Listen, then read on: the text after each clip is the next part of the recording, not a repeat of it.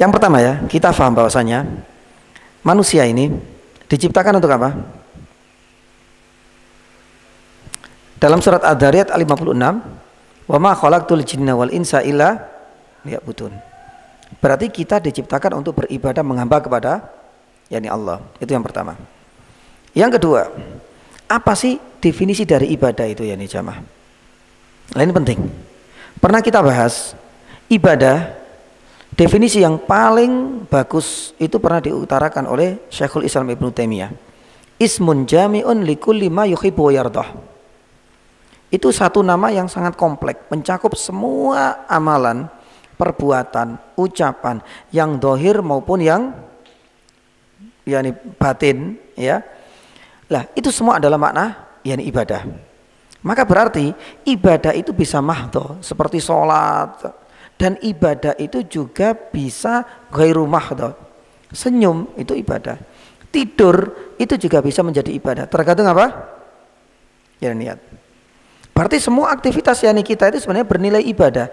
Tergantung bagaimana kita itu mengkonsepnya, kita mengorientasikan. Karena tujuan kita kembali kepada wa ma khalaqtul jinna wal insa illa liya'budun.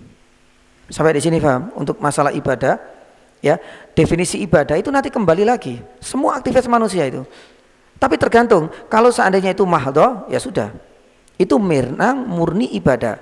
Tapi ibadah itu bisa dari perbuatan dan aktivitas yang hukumnya mubah. Tapi karena kita niatkan untuk suatu hal yang berguna, maka itu bisa beralih menjadi yang ibadah. Tidur hukumnya mubah. Tapi kalau seandainya kita mau tidur malam ini lebih awal dengan harapan nanti bisa qiyamul lail, tidur kita berpahala. Sesuatu yang berpahala disebut ibadah.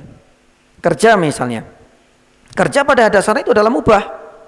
Tapi kemudian kita bekerja, saat pengen saya jadikan ini sebagai bentuk kewajiban saya menafkahi anak istri, bisa menjadi ibadah. Makanya Nabi SAW mengatakan, maaf ya, bersenggama jima itu kan sebenarnya hakikatnya itu ingin memuaskan ya keinginan kita. Tapi Nabi SAW mengatakan apa?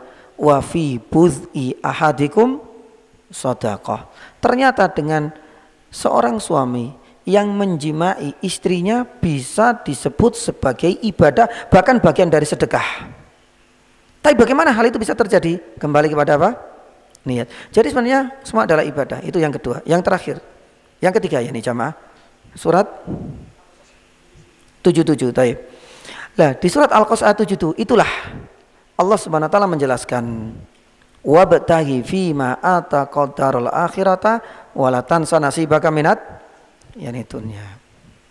Ya. Jadi akhirat itu memang tujuan utama, tapi dunia itu hanya sebagai tunggangan saja untuk bisa mengantarkan kita ke jannah. Intinya seperti itu. Tidak sebaliknya. Karena orientasi kita apa? Akhirat. Sedangkan yang di dunia hanya diberikan latansa. Jangan lupakan dunia, maksudnya itu dunia secukupnya dan jadikan itu sebagai wasilah yang akan bisa mengantarkan kita ke yani jannah. Maka oleh karena itu jamaah dirahmati Allah, itu kalau seandainya berkaitan dengan orientasi antara akhirat dengan yani dunia. Pembahasan apa yang disampaikan itu mengenai berjalan ke barat dengan ke timur, itu juga ada masalah kedua. Ya, apa itu? Orientasi antara belajar agama dengan belajar ilmu umum. Itu juga sama. Ya. Boleh enggak Ustaz? Kita belajar ilmu agama di satu sisi, kita belajar ilmu yakni umum. Sebenarnya itu juga kadang-kadang digunakan istilah berjalan ke barat, berjalan ke timur, dan seakan-akan juga masih ngikut dan lain sebagainya. Kata Syekh Utsaimin rahimahullah taala, ya, semua ilmu asalkan itu bukan ilmu hitam, ilmu merah, apalagi ilmu ya, semua ilmu yang bisa memberikan manfaat. Ya, ini kan derajat kata Syekh Utsaimin. Tapi ketika disebutkan ilmu yang bermanfaat, ilmu yang ada di dalam Al-Qur'an, ilmu yang disebutkan dalam hadis, itu pasti ilmu agama. Tapi masalahnya, apakah kemudian ilmu dunia itu tidak memberikan manfaat sama sekali? Enggak. Ilmu matematika, kalau seandainya kita gunakan seharusnya, lawang ilmu warisan saja pakai hitung-hitungan. Ya, ilmu apalagi, semuanya ilmu selama itu bisa memberikan manfaat, maka kata Syekh Utsaimin itu juga sebenarnya masuk ilmun yuntafa'u bi. Dengan kata lain, nggak perlu kemudian kita kontradiksikan antara ilmu-ilmu agama dan ilmu yakni umum. Kita kembali lagi kepada wabtaghi fi ma'aqad. Ilmu agama skala prioritas. Bagaimana kita menghamba kepada Allah, bagaimana kita bisa sholat.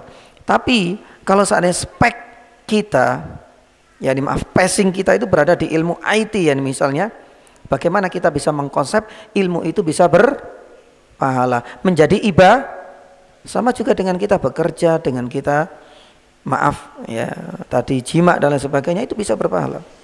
Allahu ta'ala alam, seperti itu.